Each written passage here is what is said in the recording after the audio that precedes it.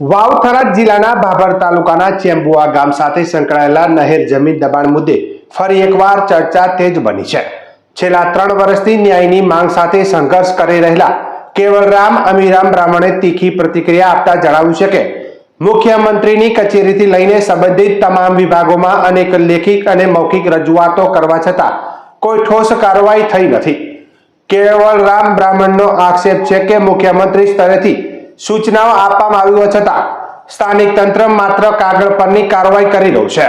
સ્થળ પર હકીકતમાં કોઈ ઉકેલ કેમ નથી આવતો, શું ઉકેલ લાવવાનો ઈરાદો નથી, તેવા અનેકો સવાલ તેમણે ઉઠાવ્યા છે। તેમના મતે સમગ્ર પ્રકરણમાં સડેલી સિસ્ટમને કારણે ન્યાયમાં વિલંબ થઈ રહેવાનું પણ તેઓએ જણાવ્યું હતું। વધુમાં જણાવતા કહ્યું કે વર્ષો વીતી ગયા છતાં દબાણ મુદ્દે સ્પષ્ટ અને અસરકારક નિર્ણય લેવામાં આવ્યો નથી। અધિકારીઓ દ્વારા સ્થળ મુલાકાત અને પત્ર વ્યવહાર તો કરવામાં આવે છે, પરંતુ વાસ્તવિક અમલ થતો નથી, જે ગંભીર બાબત છે। જો હવે પણ યોગ્ય પારદર્શક નિર્ણય લેવામાં નહીં આવે તો હું શાંતિપૂર્ણ ઉપવાસ આંદોલન પર બેસીશ તેવી ચીમકી કેવલરામે બ્રાહ્મણે ઉચ્ચારી છે। મારું નામ બ્રાહ્મણ કેવલરામ અમીરામ, રહેવાસી ચેમ્બુઆ, તાલુકો ભાભર। મારા ખેતરની અંદર નર્મદા નિગમની કેનાલ આવેલી છે। આ કેનાલના ચેમ્બુઆ ડિસ્ટ્રિક્ટ ચેનેજ 6500 થી 7150 સુધી યુપીસી કેનાલ બનાવી છે। યુપીસી કેનાલની અંદર બેન્ડ હોવાને લીધે પાણીનું વહન થતું નથી, છેલ્લા 8 વર્ષથી આવતો નથી અને માથા ભારે ખેડૂત દ્વારા એ જે યુપીસી કેનાલ કરી એના ઉપર વાવેતર કરે છે।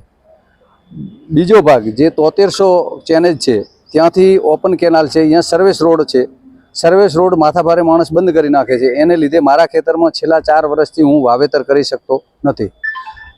મુખ્યમંત્રી સાહેબને રૂબરૂ મુલાકાત 26/9/2024ના રોજ રાજ્ય સ્વાગતમાં વાત કરી। કલેક્ટર સાહેબે એમ કીધું કે સૂચના આપી કે 10 દિવસની અંદર અમે દબાણ દૂર કરી નાખશું, પણ આજ દિવસ સુધી કોઈ કાર્યવાહી થઈ નથી। કલેક્ટર સાહેબને ઓછામાં ઓછો 10 વખત મળ્યો, વાવ-થરાદ કલેક્ટર સાહેબને 5-8 વાર મળ્યો, નર્મદા નિગમના અધિકારીઓને અનેક વાર મળ્યો। છેલ્લા 4 વર્ષથી ધર્મધક્કા ખાઉં છું, પણ આજ દાડા સુધી કાંઈ કાર્યવાહી થતી નથી।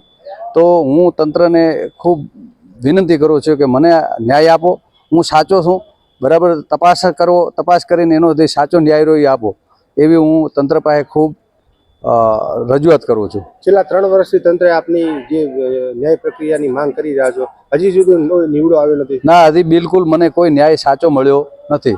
હજી એના પાછળથી નર્મદા નિગમના અધિકારીઓથી કાર્યવાહી કરતા નથી। આગામી શું પગલું રહેશે આપનું? હવે ગાંધી ચિંધ્યા માર્ગે હું ઉપવાસ ઉપર ઉતરવાનો છું। મારા છોકરા ભણાવવાના છે, જમીન તો વાવેતર ન કરી શકું અને મારા ખુદના ખેતરમાં જમીન છે અને એની અંદર ઓપન કેનાલ ચાલે છે, તો એ ઓપન કેનાલની અંદર પાણી ના આવે અને સર્વિસ રોડ બંધ હોય તો એનાથી હું ખેતરમાં જઈ નથી શકતો। એક ખેતરના 2 ભાગ પડી ગયા છે, તો ખેડૂતને તો ખેતરમાં જવું જ જોઈએ। તો તંત્ર હજી સુધી કંઈ કાર્યવાહી કરતા નથી, તો મને મારો ન્યાય મળે એ માટે હું આપને માધ્યમથી રજૂઆત કરું છું। હાલ આ મુદ્દો ફરી ચર્ચાના કેન્દ્રમાં આવ્યો છે। તંત્ર દ્વારા આગળના શું પગલાં લેવાશે અને નહેર જમીન દબાણ મુદ્દે સ્પષ્ટ ઉકેલ આવે છે કે નહીં, જે હવે જોવું રહ્યું। આ જ પ્રકારના વિડીયો જોવા માટે અમારી યે હે ન્યૂઝ ઇન્ડિયા ચેનલને આજે જ લાઇક, શેર અને સબસ્ક્રાઇબ કરો।